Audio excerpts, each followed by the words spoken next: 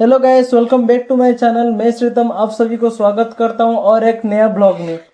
तो दोस्तों, आज हम इस ब्लॉग में बात करने वाले हैं, अगर कोई एक बंदा किसी भी कंट्री में जाके काम करने के लिए चाहता है तो उसको क्या क्या डॉक्यूमेंट का ज़रूरत है और उसका प्रोसेस क्या रहता है। तो चलो दोस्तों, देरी नहीं करके हम वीडियो को शुरू करते हैं। तो दोस्तों, आप में से किसी को भी, मान लो कि कोई भी एक बंदा अगर चाहता है कि इंडिया से बाहर मतलब दूसरा कंट्री में काम करने के लिए, जैसे कि दुबई हो गया, सऊदी अरबिया हो गया, किधर भी काम करने के लिए, कोई भी कंपनी में काम करने के लिए, तो उसको पहला चीज चाहिए पासपोर्ट।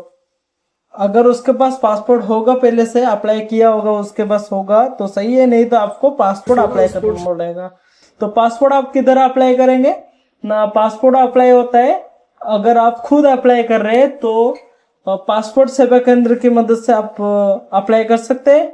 नहीं तो आपका घर के पास में जो भी सब पोस्ट ऑफिस होता है उसमें पासपोर्ट अप्लाई का पूरा कार्यक्रम होता है। उसमें आप बाय पासपोर्ट अप्लाई करने के बाद आपका एक स्लॉट बुकिंग होगा। स्लॉट बुकिंग में आपका जिस दिन स्लॉट बुकिंग होगा उससे टाइम से पहले आपको स्लॉट बुकिंग केंद्र में जाना पड़ेगा। तो उधर आपका पूरा बायोमेट्रिक कंप्लीट होगा। बायोमेट्रिक कंप्लीट होने का 1 से 2 दिन के अंदर एक छोटा सा पुलिस वेरिफिकेशन रहेगा।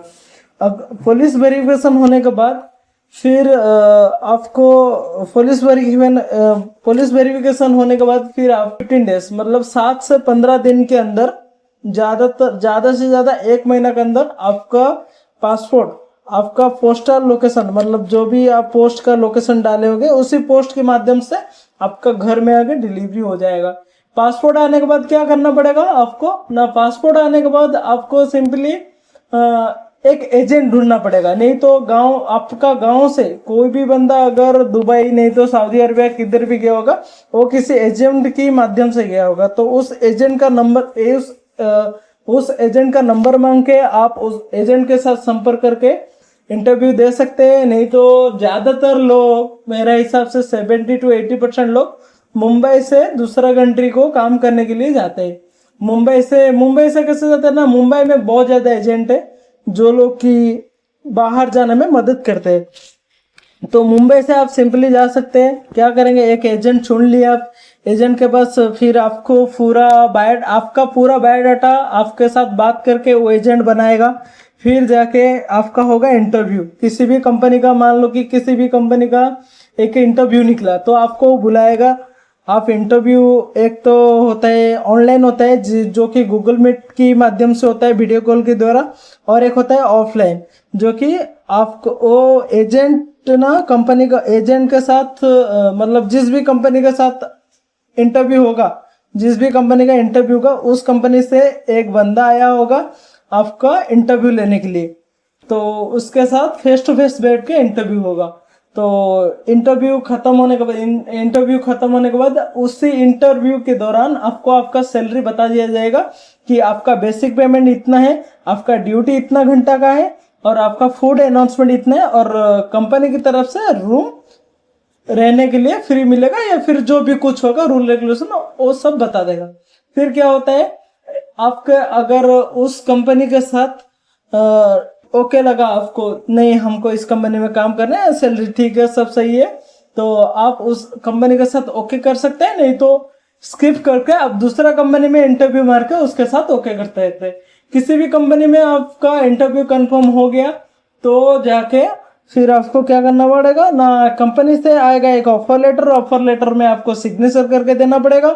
ऑफर लेटर में आप सिग्नेचर करके देने के बाद आपका एग्रीमेंट का, मतलब वीजा प्रोसेस करने के लिए एग्रीमेंट मांगता है, एग्रीमेंट होने का चाहिए। तो वीजा प्रोसेस करने के लिए एग्रीमेंट होना चाहिए, तो उस एग्रीमेंट पेपर में आपको सिग्नेचर करना पड़ेगा। हाँ, ये एग्रीमेंट पेपर ध्यान दे के आप सभी ने, मतलब ध्यान दे के आपको देखना पड़ेगा। उसमें इतना चीज, मिनिमम चीज मेंशन होना चाहिए कि जो कि कंपनी की तरफ से मेडिकल, फूड अनाउंसमेंट और रूम अनाउंसमेंट, और 8 घंटा का ड्यूटी, और 1 साल में 1 महीना का छुट्टी, ये ऐड होना चाहिए, ये मैंडेटरी है। तो उसके साथ वो 2 साल का एग्रीमेंट रहेगा, आपको हर एक साल में 1 महीना का छुट्टी, तो उस एग्रीमेंट के रीड करने के बाद आप सिंपली सिग्नेचर मार के जब आगे का प्रोसेस बढ़ाने के लिए जब जाएंगे सिग्नेचर मार के देंगे, तो आपका एजेंट क्या करेगा ना, उसका आपका डॉक्यूमेंट को स्कैन करके कंपनी के पास भेजेगा। कंपनी फिर आपका 1 महीना का वीजा प्रोसेस करेगा। वो आपको दुबई का रूल के हिसाब से, अभी के हिसाब से, मतलब अभी 2025 के हिसाब से दुबई का कोई भी कंपनी अगर बंदा बुलाता है तो वो एम्प्लॉयमेंट वीजा में बुलाता है। एम्प्लॉयमेंट वीजा क्या होता है? एम्प्लॉयमेंट वीजा ये होता है कि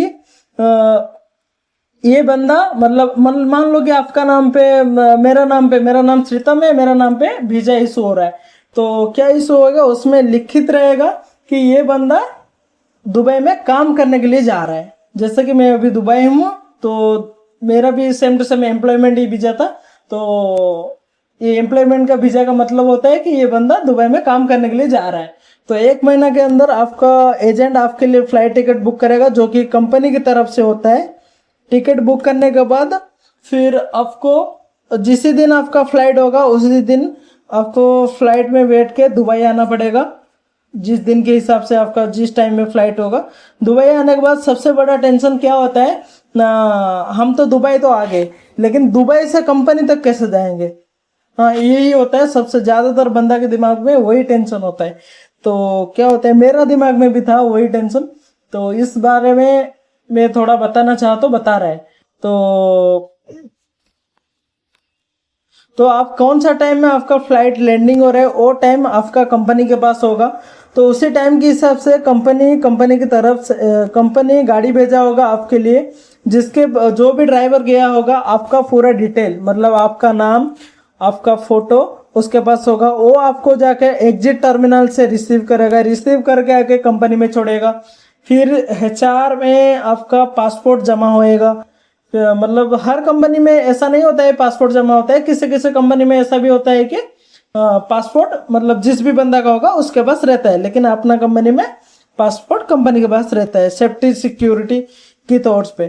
तो उसके बाद आपका सेफ्टी मीटिंग होएगा, फिर आपका कंपनी का एम्प्लॉय ID बनेगा, फिर जाकर आप कंपनी में काम कर सकते हैं।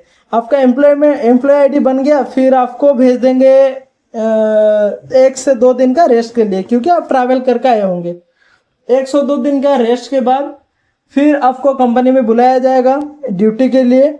आप ड्यूटी में आएंगे, फिर आपका साक्षात होगा जो भी मैनेजर होगा, नहीं तो जनरल फोरमैन के साथ, इंजीनियरिंग कंपनी में जनरल फोरमैन के साथ। तो फिर आपको पूछा जाएगा आपका एम्प्लॉय ID के बारे में, फिर सेफ्टी मीटिंग के बारे में, कंपनी का रूल रेगुलेशन के बारे में वो बताएंगे खुद ही। फिर जाके आपको किसी भी इंचार्ज के पास, मतलब साइड इंचार्ज के पास छोड़ दिया जाएगा कि तुम इनके अंडर में काम करोगे। तो दोस्तों, इतना इन्फॉर्मेशन के साथ आज हम हमारा वीडियो को समाप्त करते हैं। अगर वीडियो अच्छा लगे तो वीडियो को लाइक करें और चैनल को सब्सक्राइब करें।